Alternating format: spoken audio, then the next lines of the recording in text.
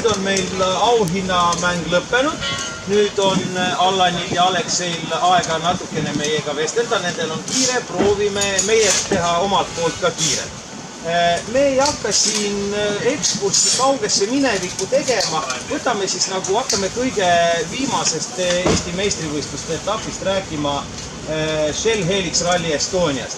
Allan, sinupoolne kommentaar ja kokkuvõte ralli. Kokkuvõtvaks võiks tegelikult võtta seda, et ralli läks tegelikult just karjääri jooksul kõige paremini üldse nagu ja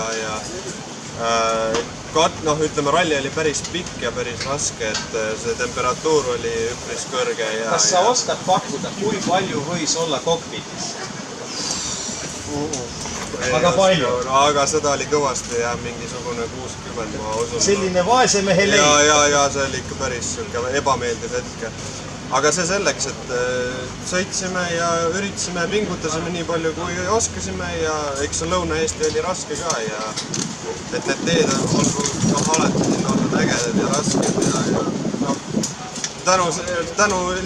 lihtsalt tänu enda oskustele juba vaikselt tuligi see väga hea koht ära ja ma usun, et eks me nüüd see ralli proovime samuti võidelda ja anda endast parima ja saavutada võimalikult kõrge koht.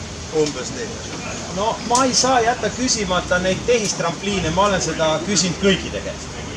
Kusjuures ma ütlen ausalt, et tegelikult tuttumise ajal oli küll jah see ebameeldiv hetk, et kas ikka on, milleks need ikka siia tehti ja milleks need vajalikud siin on, aga ütlen ausalt, et tegelikult suutsime hüpata niivõrd hästi kõik need trampliinid, et auto ei saanud viga, ei meie ei auto ei saanud viga ja seetõttu ma ei ütleks, et võidusõidu ajal oli ebameeldiv. Et lihtsalt pidurdasime veidike ette ära ja hüppasime. Ja kõik läks ilusti ja hästi. Kõik läks hästi ja ilusti. Siis ei olegi nagu mitte midagi halba öelda, väga meeldivate mälestustega. Ja, see on üldse nagu üks pikim ralli ka meie elu jooksul ja kunagi varem pole Rally Estoniat sõitnud, see oli esimene Rally Estonia. Ja nii hästi. Läks hästi, ma räägin. Täkkesse täiega. Aga muidugi oli jube kuum ja tolmas ka. Kas sind rajal tolm segas või ei seganud üldse? Kui ma õieti mäletan, siis oli üks katse, mis veidikese segas, aga see tolm, aga ei, muu oli korras, sest et me sõitsime 2-minutilise intervalliga ja meil oli tolmu taha ei läinud ükski sekund? Ei olnud ühtegi. Üks kord oli see moment, et tõstsime jala üles, aga muid kohti polnud. Ja ütleme nagu selliseid ärevaid momente, mis olid natukene tundus, et hakkab katma või on tee liiga ketsas tuli ette? Terve ralli jooksul ma sain video pealt 4 niisugust hetke. Aga sa tulid nendest puhtalt välja? Jah, pääsesime puhtalt välja. Seekord jälle veda? Ja kusjuures jah, siin oli ikka kõvasti vedamist, ma ütlen ausalt, et hoog oli päris suur ja kui oleks seal mõni kivi või mõni känd ikka ette jäänud seal muru sees, et oleks ikka asi lõppenud päris kehvasti maal. Aga veda? Aga ma räägin, et oli ikka õnne. Ja tugevamaid õnnreeglina sosid? No, eks jah. Nii lihtne ongi. Nüüd me räägime natukene Alekseiga vene keeles. Алексей, вообще-то самый интересный момент экипаж международный. Эстонско-российский. Как вообще получилось так, что вы сели в одну машину и стали выступать? Был это сложный процесс или нет? Ну, это, я думаю, что больше Аллану вопрос. Созвонились, Аллан предложил поехать, съездили на тест, попробовали, вроде все получается, воспринимается. Пошло как бы без проблем. А до этого, как ты стал ездить с Алланом, ты с каким-нибудь другим экипажем выступал или ты был вообще ноль в ралли? Нет, я в ралли уже фактически 19 лет.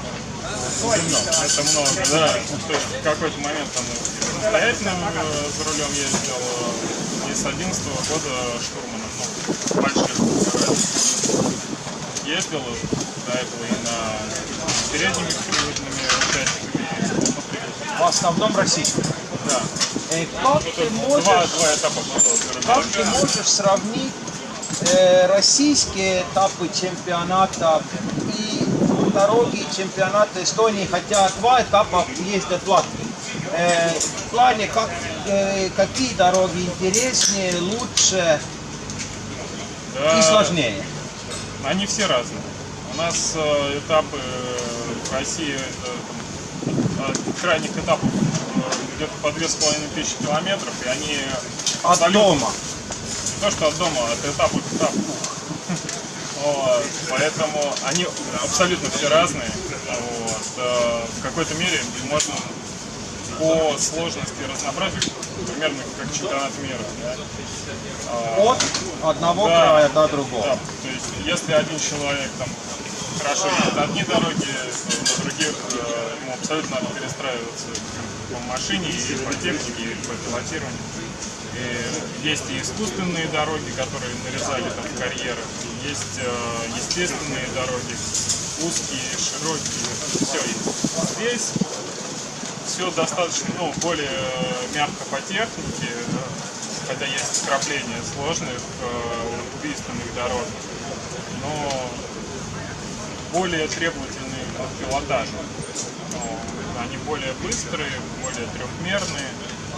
Но не скучно есть. Вообще не скучно. И в основном даже не скучно из-за того, что есть всегда с кем сравниваться. Вот, и есть кому расти.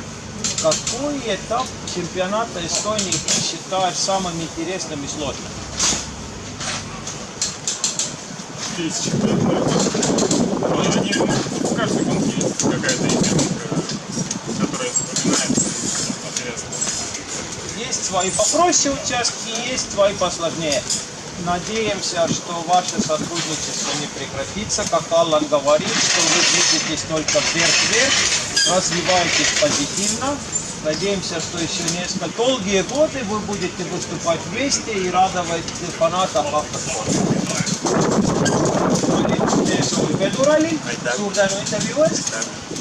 Желаем всего самого наилучшего на ралли. Большое спасибо за интервью.